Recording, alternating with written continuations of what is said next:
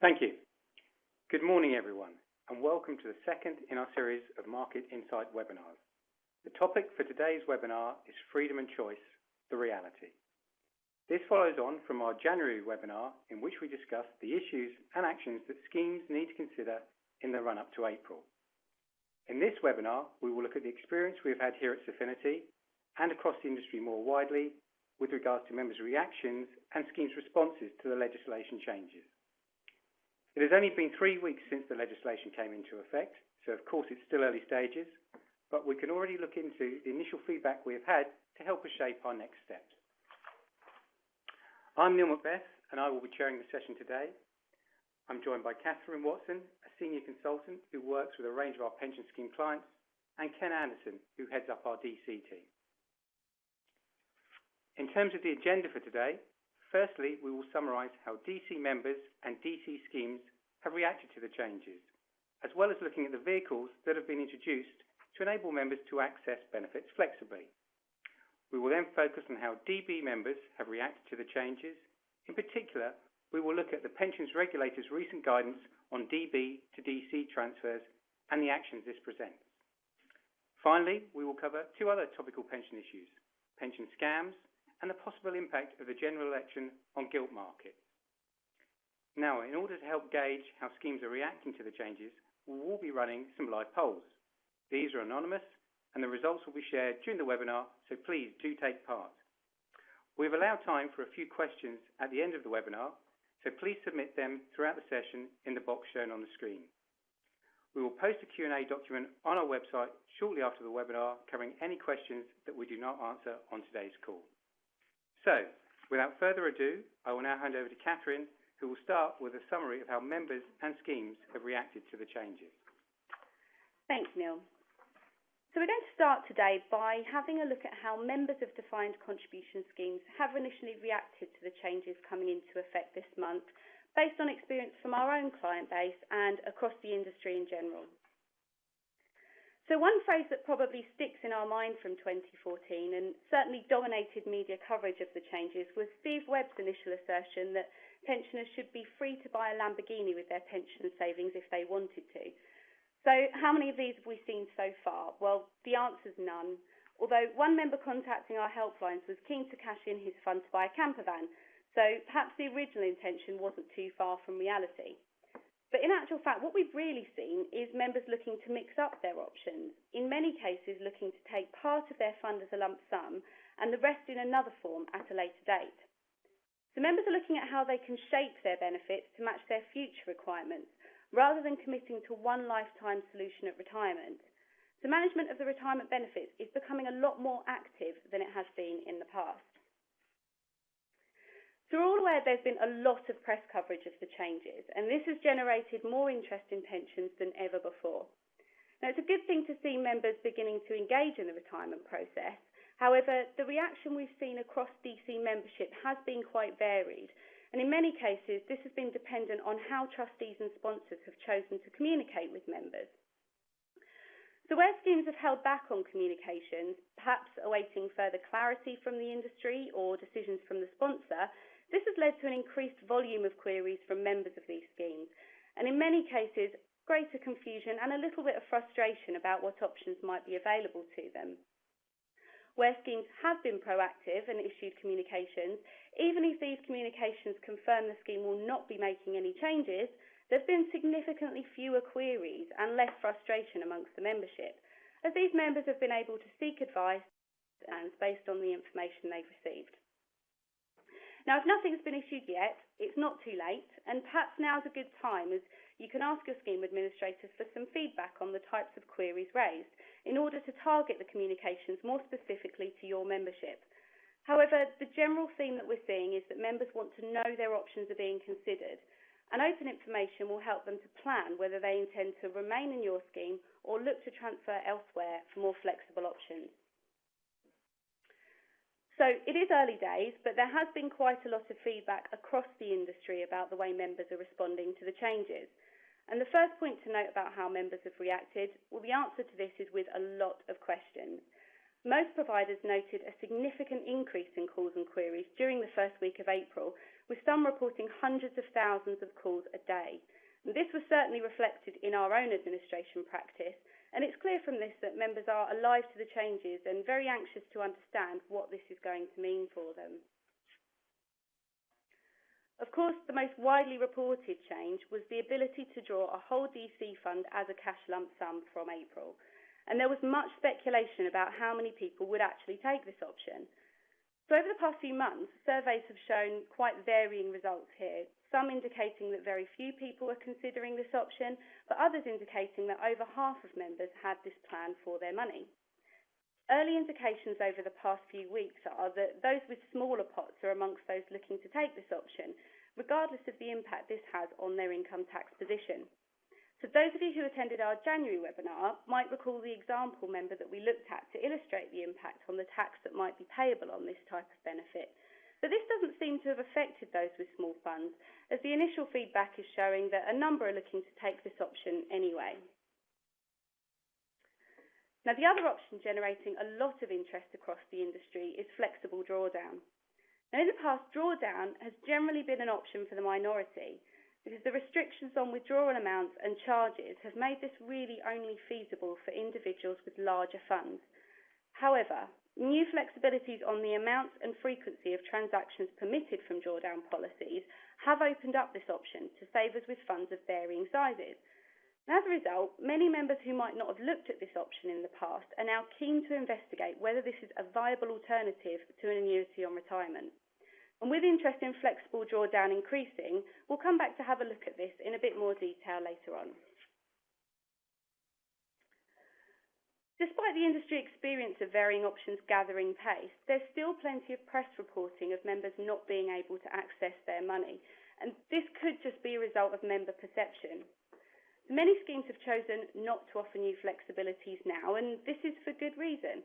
They might not wish to offer costly options in the short term, whilst products to address the new legislation are still in development, or they might simply decided that they don't want to take on the additional risk and the administrative burden at this time. Now, many of the polls run earlier this year, including the poll on our January webcast, the majority of trust-based arrangements had decided not to offer new flexibilities straight away. However, even where schemes have chosen not to offer flexibilities, members can still transfer their benefits to an arrangement that does. So it's important for trustees and sponsors to make sure their communications reflect this, to reduce this type of negative response and the associated reputational risk that this presents. So as we can see, it's probably a little bit too early to tell whether there are any trends developing, but it's clear that members are seeking flexibility with their options. So I'm going to pass over to Ken now to take us through in a little bit more detail the way that DC schemes have reacted to the changes. Thank you, Catherine. While some members have been quick to react to the changes and embrace the new flexibilities, creating the demand, the supply from scheme administrators and providers has not been as quick to respond. Now, to a certain extent, this has been due to an inability of defined contribution administrators and providers to respond in a timely manner due to the magnitude of changes that have occurred recently. Auto-enrolment, the charge cap, and increasing governance requirements have tied up development resource of many third-party administrators, master trust and group personal pension providers, preventing them from responding as quickly as they would like. Further, on the 6th of April, the Financial Conduct Authority introduced new compliance requirements relating to the provision of information and advice to members, which cut across the solutions that many schemes had intended to introduce. Sponsors and those responsible for defined contribution schemes are therefore left in a quandary. On the one hand, they are presented with the most positive message in many years to provide to their employees, to promote the value of the pension plan they provide, as their employees are genuinely interested and excited about the changes. But on the other, the very flexibility that is on offer is complicated to provide and communicate to members, and, if done incorrectly, could create risk. However, not doing anything is equally fraught with concern, as inaction has started to lead to complaints. For the next part of the presentation, I will share with you some of the developments that have occurred in the provider market in recent months, along with those that are planned for later in 2015. Our January webinar identified 3 key actions. First, to decide what options to offer to members, even if the decision was not to offer anything. Second, to consider the suitability of the current investment options in light of the freedom and flexibilities on offer. In particular, a focus on the default fund, given the charge cap introduced from 6th of April. Our third, and most important key action, was to review and amend communications, ranging from generic announcements to members regarding the changes to detailed retirement communications. We'll take a look at each of these actions in turn and the steps that schemes have taken to date. But before we look at our experience in practice, let's recap briefly on the results of our January poll. In our previous webinar, we asked attendees to vote on the flexibilities that they would be introducing from April, and also those that they intended to introduce in the future. As you can see from the results on the screen, whilst it is clear that a significant minority of schemes had considered and made decisions about freedom and flexibility from their schemes at a high level, the majority, almost 60%, were undecided about what flexibilities they would offer, either by April or thereafter. And of those that had made their mind up on what type of options to provide, around half of these had decided that they would provide some sort of support or signpost members to a third-party provider to help them access their benefits. However, as I mentioned previously, even these decisions will need to be revisited following the changes introduced by the Financial Conduct Authority. For example, whilst it may have seemed sensible to put in place a specialist third party to provide members with flexibility, even more care is now required when communicating options with members, as, for example, directing members towards a self-invested personal pension policy to access drawdown, or even a range of such policies, would be considered to be regulated financial advice. So given this background, let's take a look now at how the market has developed. Starting with Action 1, deciding what options to offer members from April and in the longer term. We have noted that very few schemes are offering or are planning to offer flexi access drawdown from the main scheme.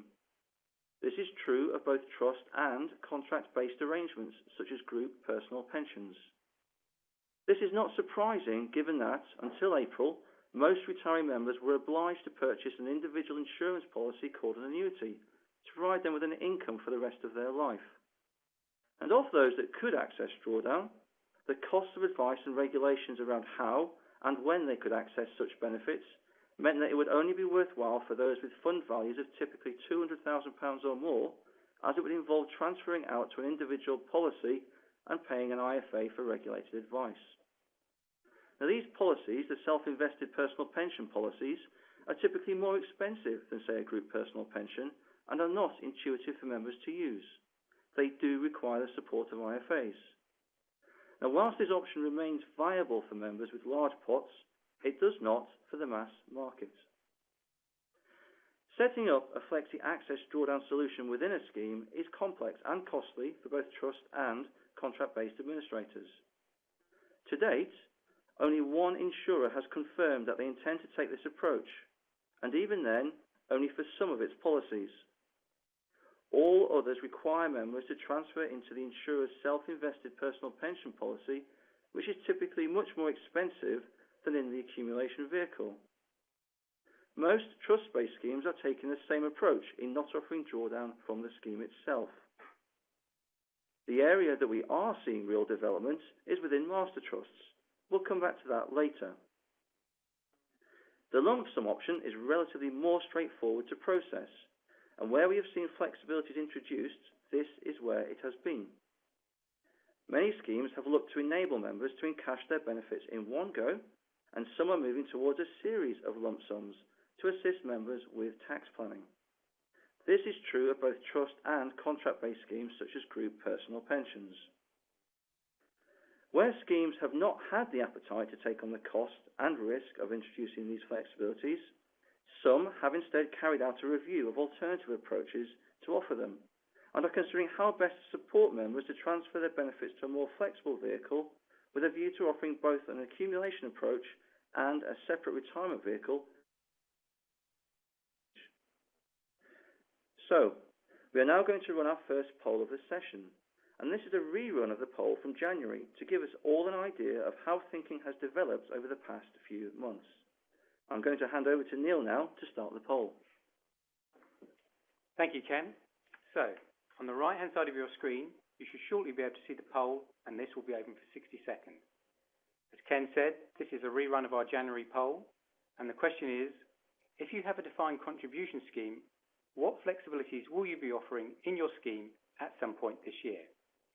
Either no additional flexibilities, providing members with support in finding a flexible vehicle, signposting members towards flexible third-party schemes, enabling members to take the entire pot as a cash lump sum, offering flexible drawdown, or still undecided. You can select more than one answer for this question, so once you've made your decision, please submit your answer or answers, and we will share the results with you later in the session.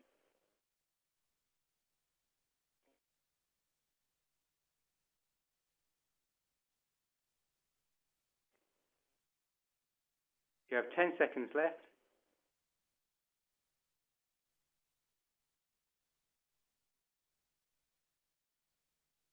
Thank you. The poll is now closed. I will hand you back to Ken whilst I summarise the results. Thank you. Now, whilst Neil collates the results of the poll, we're going to move on to the second key action identified for management of the new flexibilities, and this is the need to review investment strategies in order to adapt to the new retirement options. Now, with effect from the 6th of April, the charge cap of 0.75 of 1% was applied to default funds, along with penalties for schemes that did not comply. The majority of schemes have reviewed their default strategy and addressed the charge cap issued as a minimum requirement. Most schemes, regardless of whether they have introduced new retirement options, have carried out a complete review of their investment approach and are now offering new investment strategies that target the different retirement outcomes. For example, cash, annuity, and drawdown. The majority of schemes have gone one step further and changed their default fund from a traditional lifestyle option targeting annuity purchase to an alternative, for example, lifestyle or target date funds targeting a flexible access drawdown approach. We have seen very few schemes progress their investment review further than this, to the natural next step of allowing members to target different benefits at different ages. For example, drawing their tax-free cash at age 55, but leaving the remainder of their benefits deferred until they either draw down or buy an annuity at age 65. Now, the main reason for this is that the changes required to investment strategies, and in particular scheme administration, are significant to facilitate this, as in essence it would require the scheme to operate Flexi Access Drawdown to actually pay the tax-free cash. However, as I noted previously, this approach is being developed by master trust providers and is already a feature of self-invested personal pensions. As members begin to develop more sophisticated options for their retirement, the demand for relevant investment options to enable them to make the most of this will increase.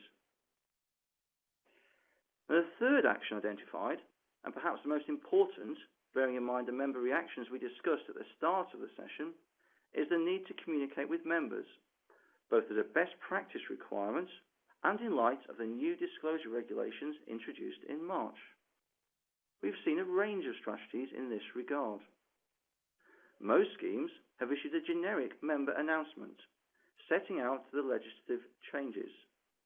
However, relatively few schemes have communicated exactly how members will be able to make use of these new flexibilities, whether in their own scheme or by transferring their funds elsewhere. And it is here where questions are beginning to arise from members. Within statutory communications, most schemes have incorporated the new requirement to signpost members to PensionsWise, the government's new guidance service. However, whilst PensionsWise will provide members with some information and guidance, it will ultimately direct members back at the scheme with a list of questions about how the scheme will be able to help them access their benefits.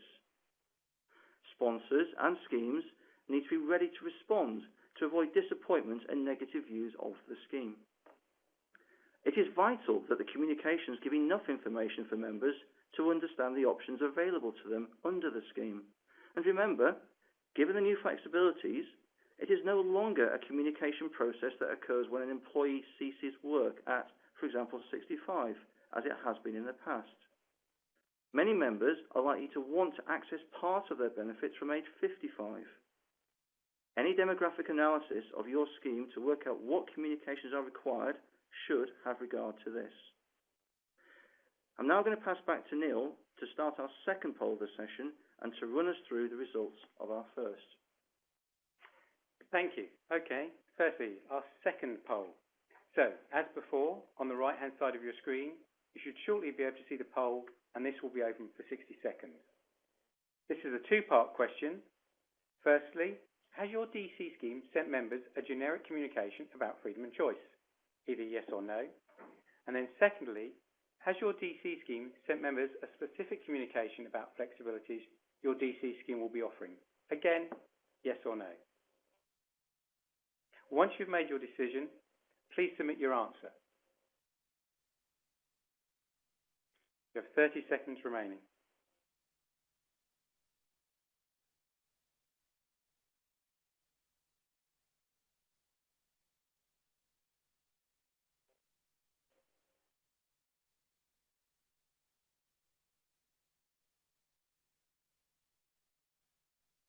You have 10 seconds.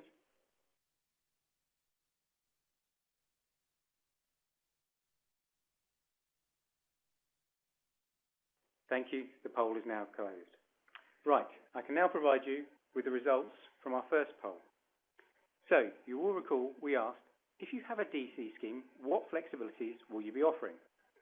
The survey showed that 25% of you will be offering no flexibilities.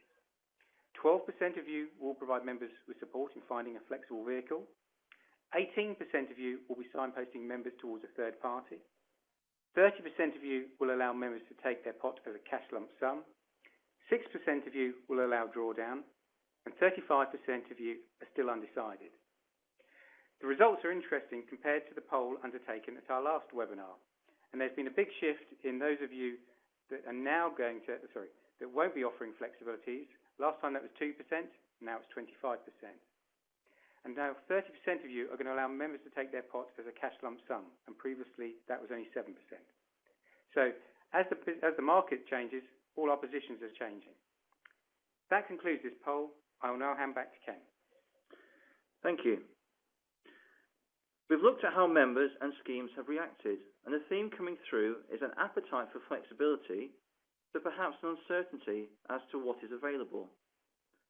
So what we're going to do now is to run through the types of vehicles that facilitate the flexible access so desired by members. Now, as I mentioned earlier, there are currently few trust or contract-based arrangements offering full flexibility to members from their workplace schemes, as the cost, risk, and administration burden is something that most trustees and providers are simply not prepared to take on at this stage. However, members do have the option of transferring their benefits out to another arrangement to access the flexibilities, and these can be split down into two categories: self-invested personal pensions and master trusts. Generally, group personal pension plans or insured trust-based schemes are not intending to offer flexible drawdown options from the arrangement. Insurers are suggesting they have solutions, but not from within the policy that you selected for your employees. It generally involves transferring benefits into another policy, a self-invested personal pension policy, to access benefits. However, most such policies still have either a minimum fee or minimum fund size to access their drawdown options, making them quite restrictive and expensive to utilise. In other words, if you have a group personal pension, your provider's self-invested personal pension policy may not represent good value for your members. The second option for members is to transfer to a multi-employer master trust arrangement. Some master trusts are seeking to offer flexibilities to members during 2015, and their economies of scale means that they will be able to offer lower fees than most self-invested personal pensions, and probably fewer restrictions on fund size and frequency of withdrawals. Now, these type of arrangements, master trusts, are becoming increasingly attractive for schemes looking to signpost their members to at the point of retirement. And we'll now have a look at the reasons why this is the case. Schemes who either do not want or are unable to offer the full range of flexibilities themselves may wish to find some middle ground with their members by supporting them towards another arrangement that does. This can help to reduce disappointment that may be felt by members when they realise that their own scheme does not offer these options. However, when sponsors and trustees are looking at how to signpost members to a third-party arrangement, they will need to consider their approach.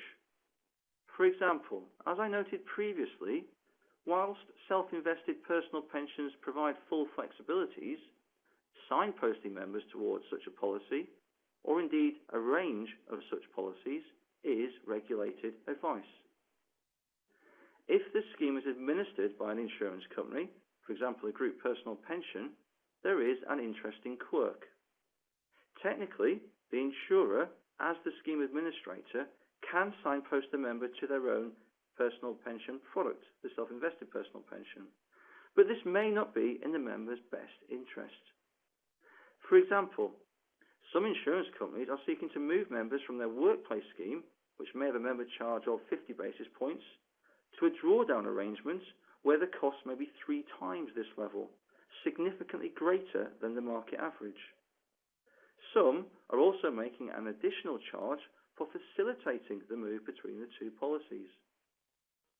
Many industry commentators are suggesting that such activity could represent the next pensions mis-selling scandal, in much the same way that members were historically mis-sold annuities. Now, a solution here is either to provide regulated independent financial advice, which can be costly, or else to consider master trusts. Signposting members towards a master trust is not regulated advice, and sponsors can conduct a market review to select the most appropriate vehicle to support their members.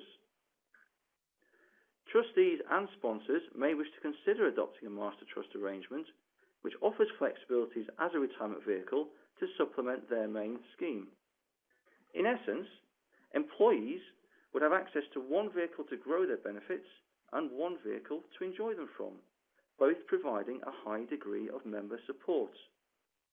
This would mean that at the point of retirement, the governance responsibility would be taken on by professional trustees, and members would be supported to understand and access the new flexibilities. Crucially, the trustees and the sponsor of the transferring scheme would not be increasing the risks or costs they face. A further point to note is that where a member has a preferential tax-free cash protection from ADA, as many do, this can be protected by accessing retirement benefits from a master trust, but cannot via a self-invested personal pension. We are seeing an increasing number of sponsors and schemes taking this approach to provide members with access to good value retirement support that they want and need. Indeed, Xafinity's own master trust, the National Pension Trust, offers full flexibility to the members of 31 employers, and is also being used by a number of schemes to signpost members to help them to access their benefits flexibly. I believe we now have the results of our second poll, which Neil will talk us through. Thank you, Ken. Yes, so you will recall we asked a two-part question. Firstly, we asked, has your DC scheme sent members a generic communication about freedom and choice? 57% of you answered yes, 43% answered no. Then we asked, has your DC scheme sent members a specific communication about flexibilities you will be offering? 30% answered yes, and 70% answered no. The results indicate that activity is increasing, which is good news because members are keen to know their options. But we've still got some way to go. That concludes this poll. I will now hand back to Catherine. So the new flexibilities have quite an obvious impact on members with DC benefits, but it's important to note the quite significant effects this could have on members with benefits in defined benefit schemes as well. The impacts here could be more costly, both for schemes and for members.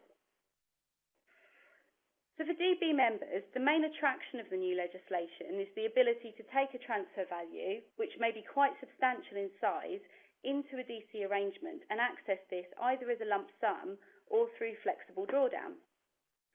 These two graphs show the transfer activity over the past year for one of our larger pension schemes. And we can see here that on the left, the expected increase in requests for transfer value quotations has been borne out in practice. We can see that after the budget announcements last year, there was a slight upturn in requests for quotations, with an even sharper increase in the first quarter of this year in the run-up to the April changes coming into effect. The second graph on the right, which shows the proportion of transfer value quotations actually paid out, indicates a slightly different story as the line starts to slope down between January and March. However, this isn't quite the full picture as yet. The transfer values issued during February and March are still within their guarantee period, so we won't yet know how the increase in quotations issued over these months is reflected in practice. We can also see on this graph that requests for transfer value quotations decreased between November and December 2014, and it's the acceptance activity around these values that's reflected in the first quarter of this year. So naturally, as there were fewer values issued, there have been fewer paid out. In addition to this, we've observed that the average size of the transfer values being quoted is increasing.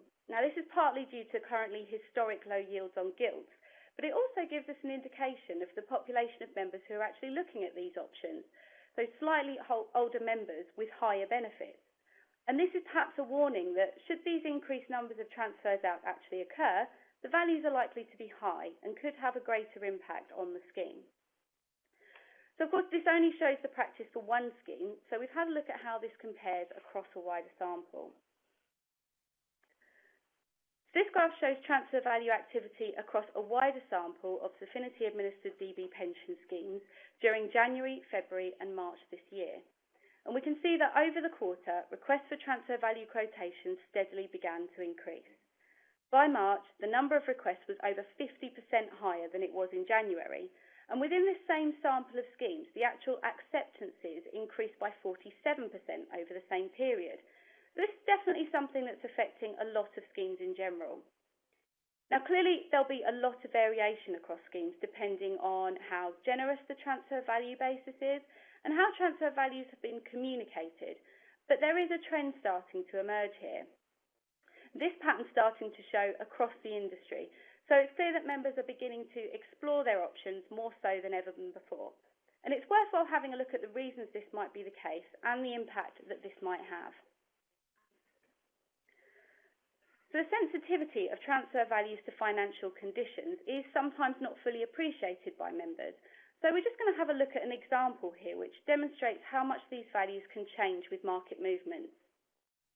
On the left-hand graph, we've tracked the transfer value over the last 12 months for a 64-year-old member who has an inflation-linked pension of £10,000 per annum, which is due to start at age 65. This has been plotted using updated market conditions each day. The right-hand graph shows the returns on UK gilts over the same period, and the example shows just how the movement in these returns can affect transfer values. In January 2014, the transfer value was just over £185,000 when gilt yields were around 3.5%. Just 1 year later, gilt yields had dropped to around 2%, which had the effect of increasing the transfer value to £213,000. An increase of 0.5% on gilt yields over the months that followed decreased the transfer value to £200,000, but as at March 2015, yields had dropped again and the value had increased to its highest level. So what this shows us is that under current conditions, we're in a position where liabilities could be crystallising at historically high levels. Not only this, but the high level of interest in transfer values at present means that more of the liabilities than usual could be crystallising at high levels. Several large transfers out in quick succession could have a significant impact on scheme funding, particularly for smaller schemes if the liabilities are large. And as such, it becomes even more important for trustees and sponsors to understand the current level of interest in transfer values, and more importantly, the impact on scheme funding if these are paid, and the steps required to reduce the risks to the scheme. So, what are members doing with their DB funds after they've transferred them out? Well, during our last webinar, we reviewed the annuity income that might be purchased with a DB transfer value. But as we mentioned earlier, we are seeing a much increased interest in flexible drawdown as a retirement option. So we're going to take a look now at the income a member might expect to see from their drawdown policy, and most importantly, the lifespan of the policy and the type of risk this involves. So in this example, we see our member, age 64, with an index-linked DB pension of £10,000 per annum. Before this comes into payment at age 65, he asked for a transfer value quotation, and seeing his value of £213,000, he decided he'd like to move this into a drawdown vehicle so he can try to continue to achieve a level of return on his investments. The coloured lines on this chart represent 3 different scenarios and different levels of risk, and each shows the potential run-off time in the drawdown policy. Now, if we start with the black line, which starts in the centre and finishes on the left of the 3 lines on this graph, in this policy, the member's not targeting any risky returns. The policy simply tracks gilt returns, and in this example, with no sudden drops in the market, the policy runs out in around 20 years. However, it's unlikely that a member taking drawdown will not take any investment risk, as many members in this position are transferring into this type of arrangement to try to maintain some sort of growth while still drawing an income. So to the right of the graph, on the green line, we can see a better scenario for this member. He's invested in a policy with a target return of gilts plus 2%, so a slightly greater risk, and the market has worked in his favour, so the policy runs down in around 25 years. The pale blue line gives us an indication of the sensitivity of the lifespan of the drawdown policy to market conditions.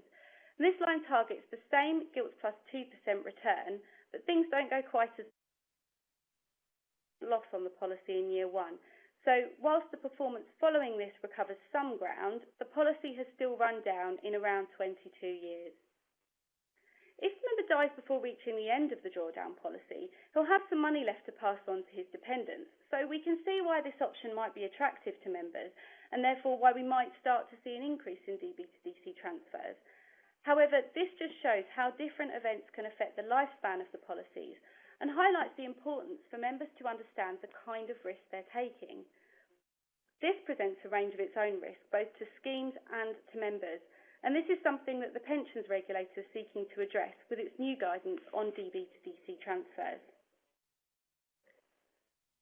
So noting the potential increase for transfers from DB to DC arrangements, the pensions regulator consulted on the actions trustees should take to put effective processes in place for this type of transaction. Earlier this month, the regulator issued its final guidance, and we're just going to review this now, as it will be important for trustees of DB schemes to understand how this affects the processes that they have in place. So the guidance sets out 24 action points for trustees to address. Now, these cover not only the financial impact of DB to DC transfers, but also a significant number of operational points. And it will be important for trustees to ensure that they have the necessary processes in place to monitor these, as they do cross over various teams involved in the day-to-day management of the scheme.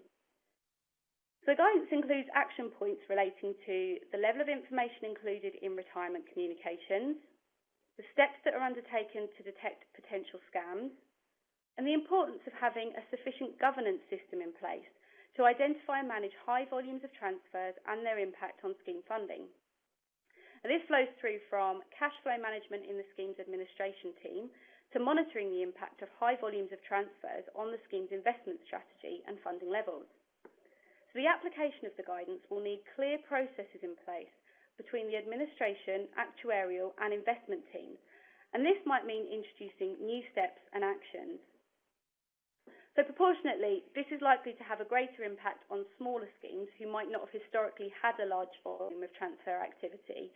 However, large schemes dealing in larger volumes of transfers will need to ensure that their processes are robust enough to handle this potential increase. So processes in place need to be reviewed against the action points set out in the guidance to make sure that both scheme and members are protected, and we recommend that trustees pick this up as an immediate action. Our next In Touch document will be out next week, and this contains details of all 24 action points on what trustees should do in order to address these.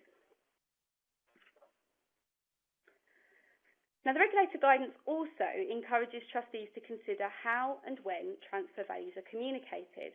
And those of you who attended our January webinar might recall the suggested action for trustees and sponsors of DB schemes to review this in light of the freedom and choice legislation.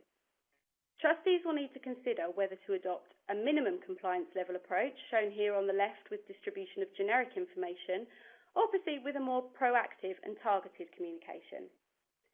We've seen schemes adopt all of the approaches shown on this slide over the past 12 months, but an increasing number of trustees are ensuring that awareness of the transfer value as an option is raised, at least providing the information in the middle three boxes seen here in blue, with some providing access to modelling tools to help members better understand their options.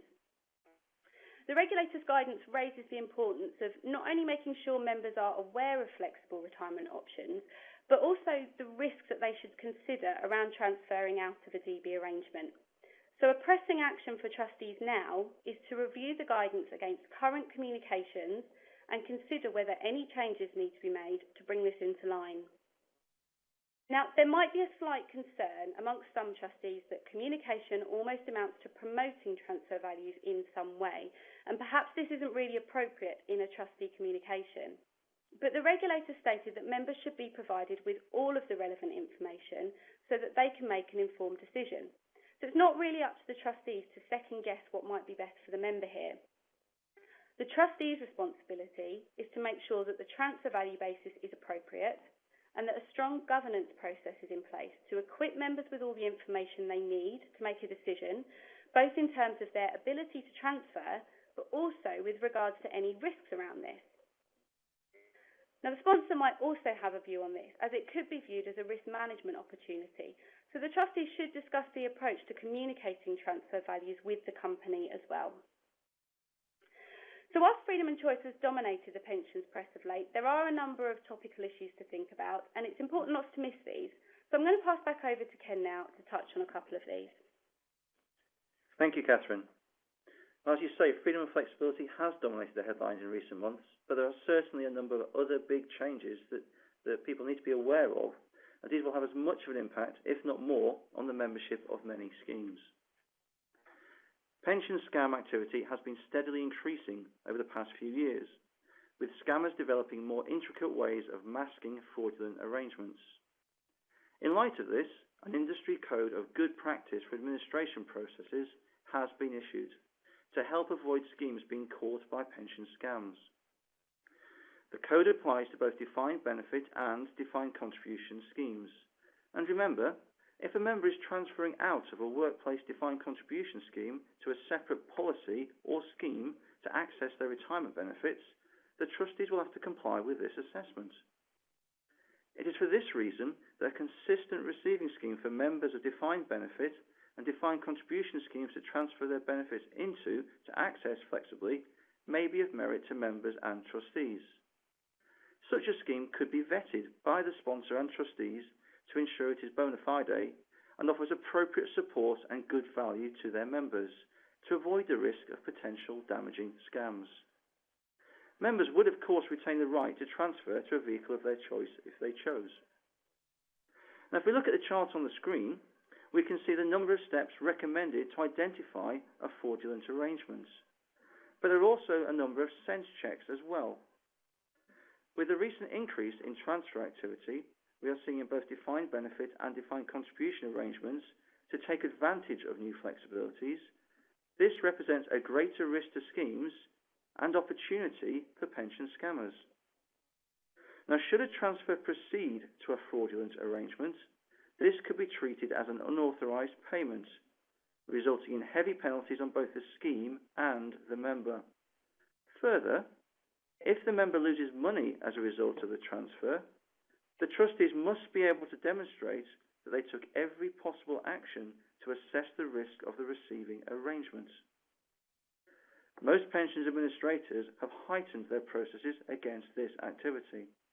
However, it is an important action for trustees to review the code of practice and the processes they have in place and consider whether any additional steps are necessary. Trustees should also agree a policy on this type of activity. In other words, at which point they agree that a transfer should or should not proceed, and review communications to members setting this information out. Of particular concern is the process of gathering information from members. Paper-based forms are particularly open to abuse, as they can be completed and submitted by scammers. We have seen this happen on a number of schemes, and trustees are now having to make some difficult decisions in these cases. In our administration business, we have highlighted a number of cases which have caused concern. So to give us a snapshot of wider experience, we are now going to run a poll to see how this reflects your experience. Thank you. So, as before, on the right-hand side of your screen, you should shortly be able to see the poll, and this one will be open for 40 seconds. The question is, has your scheme seen any potential scam activity in connection with transfers? Either yes, no, or not sure. Once you have made your decision, please submit your answer.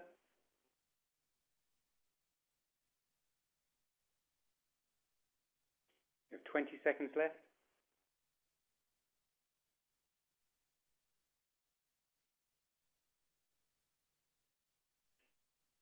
Ten seconds.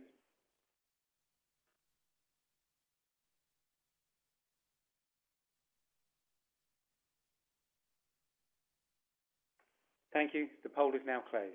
I will now hand you back to Ken while I summarise the results. Thank you, Neil. And of course, one topic currently dominating the news is the upcoming election. And as always, from a pensions perspective, there is a great deal of discussion around the impact a new government would have on pensions. A particular area of interest is in connection with investment returns for defined benefit schemes. Now, we could ask ourselves a number of questions, such as, would a Labour or Conservative victory be best for the economy, driving equity markets higher? Or would a hung Parliament lead to a crisis in confidence in the UK's ability to manage the economy, and therefore a fall in gilt prices? Or would a strong showing by UKIP lead to increased volatility in European markets? Or indeed, would SNP gains lead to renewed concerns over the breakup of the UK and another dip in gilt prices? Now, debating these questions, although stimulating, isn't particularly useful, as no one can reliably predict the outcome of the election and much less any impact on investment markets. What is almost certain, however, is that the general election will cause uncertainty, and this uncertainty reminds us that pension schemes need to understand the risks to which they are exposed and mitigate them where appropriate. The impact of the election could be felt across different asset classes, although the global nature of many of them should dampen any impact from the UK election. One exception to this is gilts, or UK government bonds, which are critical to defined benefit pension scheme funding and risk management. A number of elections have led to opportunities in the gilts market, and a couple of examples of these include when Ted Heath won a surprise victory in the 1970 election. This was well received by the gilts market, which rallied by over 5% after concerns over the predicted Labour victory were relieved. And John Major gained an unexpected majority in 1992, after polling suggested a hung Parliament was a near certainty. Gilts rallied by more than 2% immediately here too. Now, in these cases, increasing exposure to gilts just prior to the voting could have proved to be beneficial, as these assets subsequently made gains. A higher exposure to gilts also has the benefit of matching liabilities and thereby reducing funding risks. The movements in gilt prices during the 1975 referendum also indicated that voting on our position in Europe can have a major influence on the price of gilts. And more recently, in the Scottish referendum, the possibility of a yes vote caused a great deal of uncertainty. Future interest rates, the value of sterling, and the creditworthiness of the UK government were all the subject of speculation. The result was that the day of the referendum offered the best day to increase liability matching during the latter part of 2014. During this period, a number of our clients were looking to match liabilities by increasing exposure to gilts and were able to react quickly to the fall in gilt prices. And those that acted by carrying out some liability matching in the run-up to the referendum were able to capture more of the double-digit returns of gilts seen from the 17th of September to the end of 2014. Now, it is a strong possibility that the run-up to or period immediately following the general election will create volatility and create attractive opportunities. And we've already seen this in the last month, with the yields increasing by over 0.1% in any one single day. These opportunities seem most likely to be from the gilts market, but they could take any form. Now, the election is an example of an event that can cause significant volatility, but other events can too. For example, instability in Europe and the wider world.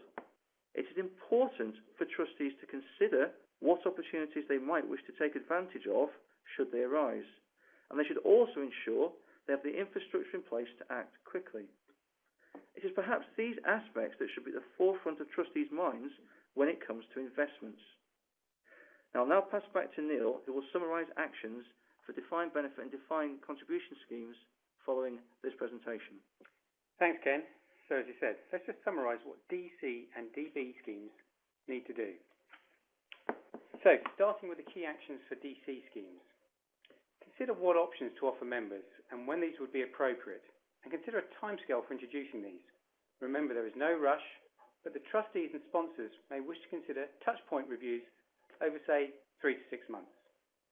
Once a decision has been made as to whether flexibilities will be introduced, the investment strategies need to be reviewed to ensure that these are appropriate for the new retirement options available.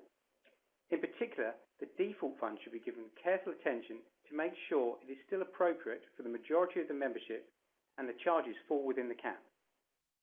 Trustees and sponsors then need to give some careful consideration to the level of support to offer members, not just at retirement, but throughout their membership, and ensure that the communications are well updated to reflect the scheme options and new disclosure requirements. As we mentioned at the start of the session, the majority of the questions we are receiving from members are those who have not yet received any communication from their pension scheme. So we recommend that even if a review is ongoing, a brief communication is issued to members to explain the new legislation and what the plans are for the scheme if this has not already been done. Then looking at DB schemes, well, now the guidance has been finalised, trustees and sponsors should review this in line with their current practice and consider any actions. Our In Touch document will be issued next week and will contain a summary of the guidance and actions required. In addition, as we mentioned, pension scam activity is increasing and the code of practice on this should be reviewed and action taken to ensure that the administration processes in place are taking the necessary steps to protect the scheme and the members from this activity. Right, we're now going to take some questions, and we've had quite a few put forward during the webinar, so thank you very much, and I will try and pick out a few of the common themes. Looking through the list, let's take this one. If schemes do not want to offer flexibility, how should they deal with members who want this? Catherine, perhaps you could take this one for us? Yeah, of course. So one of the most important things here, I think, is to communicate with members so that their expectations are set correctly. This is really a point about member understanding what their options are. We've seen a lot of members become frustrated as they thought the legislation was overriding. The press has given that impression. So they anticipated having full flexibility in their company pension arrangements straight away. So companies can remind members of their ability to transfer out to another arrangement, and they can point them in the direction of PensionsWise for guidance on the different options available. Or alternatively, as Ken mentioned earlier in the webcast, they could adopt a third-party solution.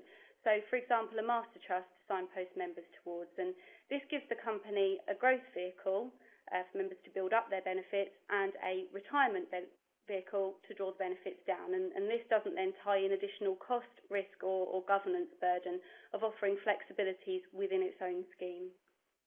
Okay, thank you, Catherine. There's been quite a few questions about the forthcoming election and the impact this might have on pensions. I'll take this one.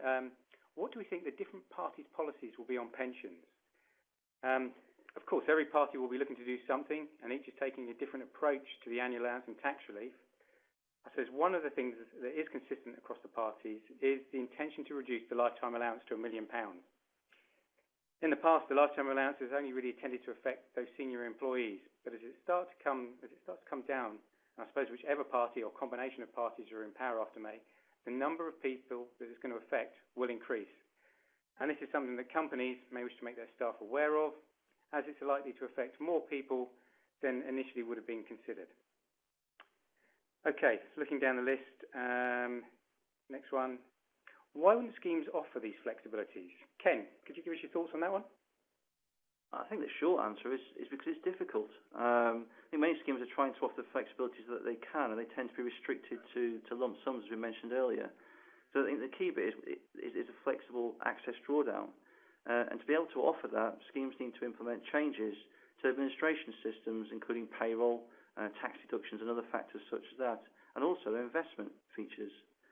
I think for trust-based defined contribution schemes, this is something that they just haven't done in the past. When people have retired, they've bought an annuity and ceased to be a member of the scheme. But offering flexible drawdown would mean that they would carry on, a bit like a defined benefit scheme.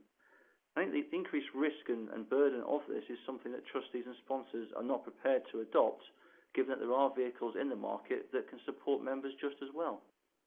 And I think that's true of contract-based schemes as well, because as we've seen from the insurers, they are looking to move people into separate policies, their self-invested personal pension policies. So I think it's just because it's difficult, really. Okay. All right. Thank you, Ken. We've got time for just one more question. A couple of you asked, is there any update on the availability of pensions-wise? So Ken, probably over to you again on that one. Okay. Well, yeah, pensions-wise is up and running, and it's fantastic that it's there. There's a website, there's a phone line, people can email through and arrange appointments, and they can have telephone assessments, or they can go along to the Citizens Advice Bureau and have face-to-face guidance. But it isn't advice.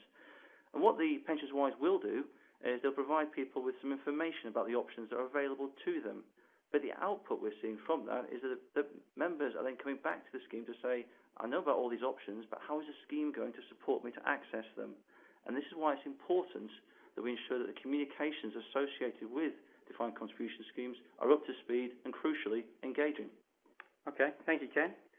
Well, those are all the questions we've got time for, but thank you all for submitting questions during the webinar. We will respond to all of those that we have been unable to do so right now. So, back to results of our last poll. You will recall that the question was, has your scheme seen any potential scam activity? 36% of you answered yes, 43% of you answered no, and 21% of you were unsure. I suppose the results are quite interesting, as this is an area we believe that there will be a lot of activity or transfer activity over the coming months. So an interesting one to rerun at our next webinar to see if it's changed. That concludes our final poll. Thank you all for taking part in the poll. We've had over 100 of you on the call that have participated. Right, so we will now move to close the webinar, and a recording of this webinar, together with a summary of the poll results, will be available on our website in the next few days. We will also issue a Q&A document covering those questions that we have covered on the call, as well as those that we did not get time to answer. Our monthly newsletter In Touch will be issued next week, which will provide a further summary of the matters discussed. If you would like to speak to anyone, please not hesitate to contact your usual Xafinity consultant, or alternatively, please contact myself, Catherine, or Ken, and we'll be delighted to help. So thank you all for joining. I hope it has been a good use of your time, and I should be grateful if you would just spend a few seconds as you leave to complete the exit feedback questionnaire. Thank you, and have a good day.